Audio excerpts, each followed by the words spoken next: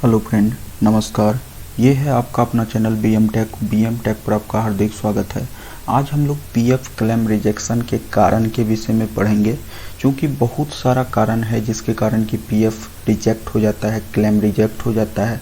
लेकिन हम सभी कारणों को नहीं बता पाएंगे, लेकिन कुछ मूल कारण जो है वह आप जान लीजिए, ठीक है। क्योंकि इसकी समस्या बहुत सारे लोगों को आ चुकी है और अगर पीएफ से जुड़े हुए हैं तो कभी ना कभी इसकी समस्या आपको भी आ सकती है, ठीक है। तो इसमें कुछ पॉइंट हम लिख के रखे हैं, उसको अलग अलग डिफाइन करेंगे हम। अगर वीडियो अच्छा लगे तो निश्चित रूप से लाइक कीजिएगा, शेयर कीजिएगा और चैनल को सब्सक्राइब भी कर सकते हैं, ताकि ऐसी जितनी भी जानकारी है सबसे पहले आपके पास पहुंच सके। तो देखिए, पहला पॉइंट है आपकी बैंक डिटेल्स गलत है।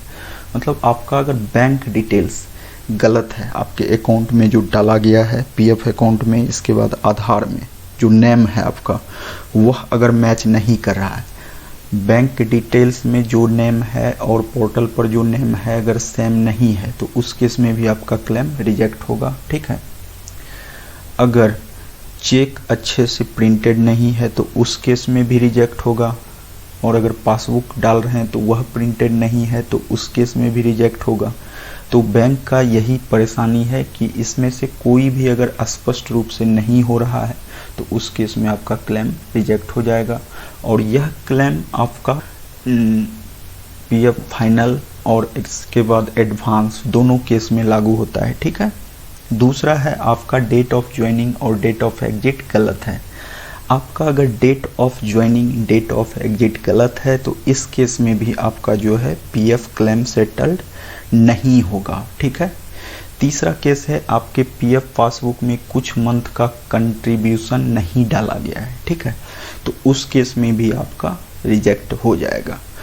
इसको हम एक एक करके देखते हैं। पहला तो हम स्पष्ट रूप से आपको समझा दिए कि आपका बैंक डिटेल्स जो है अगर गलत है तो उस केस में पीएफ क्लेम सेटल्ड हो भी जाएगा, तो पैसा अकाउंट में नहीं आएगा, ठीक है। तो हम लोगों को बैंक डिटेल सही से डालना है। दूसरे पॉइंट के लिए हम डायरेक्ट आपको लेके चलते हैं और दिखाते हैं किस तरह से अगर यह प्रॉब्लम है तो इसको किस तरह से सॉल्व करेंगे, ठीक है। देखिए, अगर आपका जो है date of joining date of exit गलत है तो उस केस में हम लोग यह ज्वाइंट डिक्लेरेशन फॉर्म है इसको फिलअप करेंगे। यहाँ पीएफ ऑफिस का एड्रेस डाल देना है, यहाँ डेट जब भी आप फिल कर रहे हैं उसका डेट डाल दीजिएगा, यहाँ अपना नाम, इसके बाद यहाँ जो है अपने एम्प्लॉयर का एड्रेस, ठीक है, एम्प्लॉयर का नाम डाल देना है, ठीक है। और यहाँ अगर नेम गलत है तो करेक्ट और रॉन्ग दोनों, करेक्ट में करेक्ट जो आपका सही है वह, और रॉन्ग में रॉन्ग। अगर फादर्स नेम में प्रॉब्लम है तो करेक्ट में करेक्ट फादर्स नेम और रॉन्ग में रॉन्ग। इसी तरह से जहाँ भी आपका दिक्कत है, जैसे डेट ऑफ ज्वाइनिंग में अगर प्रॉब्लम है तो करेक्ट में करेक्ट डेट ऑफ ज्वाइनिंग आपका जो है यहाँ मेंशन करना है, रॉन्ग यहाँ मेंशन करना है। या डेट ऑफ लिविंग में अगर प्रॉब्लम है तो यहाँ करेक्ट और यहाँ रॉन्ग। इस तरह से मेंशन करके यहाँ जो है name and signature of applicant, आप अपना यहाँ नेम दे देंगे और यहाँ सिग्नेचर कर देना है, ठीक है। इसके बाद नेम ऑफ ऑथराइज सिग्नेटरी, यहाँ जो है आपके कंपनी के जो भी मेंबर रहेंगे ऑथराइज पर्सन, उनका सिग्नेचर होगा और यहाँ उनका सील होगा।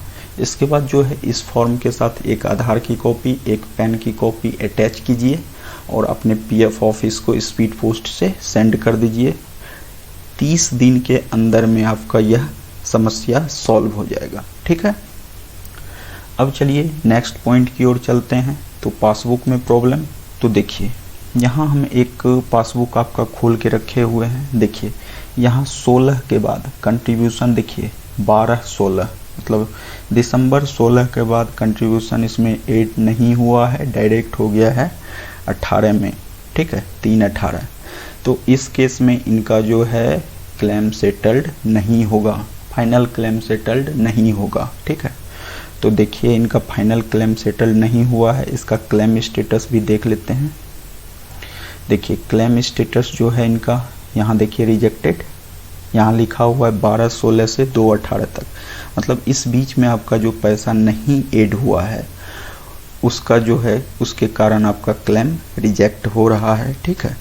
तो उसके लिए आपको क्या करना है, अपने एम्प्लॉयर से बातचीत करना है कि अगर आप काम किए हैं उस समय में तो उनको बोलिए कि सर मेरा जो है वहाँ आप डाल दीजिए कि इतने समय तक जो है हम काम किए हैं, उसका जो भी मेरा बनता है पैसा वो डाल दीजिए वहाँ। तो उसके बाद वो पीएफ ऑफिस को कन्विंस करेंगे और आपका पेमेंट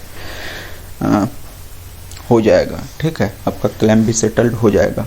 अगर ओनली आपको लगता है जो कि उस समय में हम काम नहीं किए थे, तो यह बात आप पीएफ ऑफिस को ग्रीवेंस के द्वारा भी बता सकते हैं। ग्रीवेंस में डाल दीजिए जो कि सर हम इस डेट से इस डेट में वर्क नहीं किए हैं, सो मेरा क्लेम सेटल्ड कर दीजिए। तो उस केस में जो है पीएफ ऑफिस ही आपका जो है वहाँ एनसीपी डेज करके जो है लिख देगा, इतना से इतना के दिन में आपका वहाँ 0 दिखा देगा, ठीक है।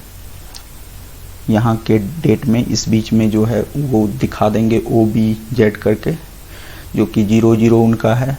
तो उस केस में आपका क्लेम वो सेटल्ड कर सकते हैं। तो यहाँ इस तरह की बातें होती है। इसके लिए समस्या क्या है, सॉल्यूशन क्या है, वह भी बता दिए कि सॉल्यूशन यह है कि अपने एम्प्लॉयर से बातचीत कीजिए, अगर काम किए हैं उस पीरियड में आप तब, ठीक है। अगर काम नहीं किए हैं तो डायरेक्ट पीएफ ऑफिस को ग्रीवेंस डालिए और साथ में क्लेम भी कर दीजिए, आपका क्लेम सेटल्ड हो जाएगा, ठीक है। चलिए, कंट्रीब्यूशन के विषय में भी बता दिए हम, बैंक डिटेल्स के विषय में भी बता दिए, डेट ऑफ ज्वाइनिंग और एग्जिस्ट के विषय में भी बता दिए। इसके अलावा जो है रिजेक्ट का और कारण होता है, जैसे कि ABCD करके लिख देगा जो कि सर्टिफिकेट आपका सर्टिफाइड नहीं हुआ है। तो बहुत सारे कारण होते हैं जिसमें कि वह कारण मेंशन नहीं किया जाता है और ABCDEF करके डाल दिया जाता है, ठीक है। तो हम नेक्स्ट वीडियो में जो है ABCDEF सर्टिफिकेट क्या होता है उसकी भी चर्चा करेंगे, ठीक है। तो नेक्स्ट वीडियो ज़रूर देखिए। मिलते हैं फिर नए वीडियो में नई जानकारी के साथ। तब तक के लिए बाय बाय, जय हिंद।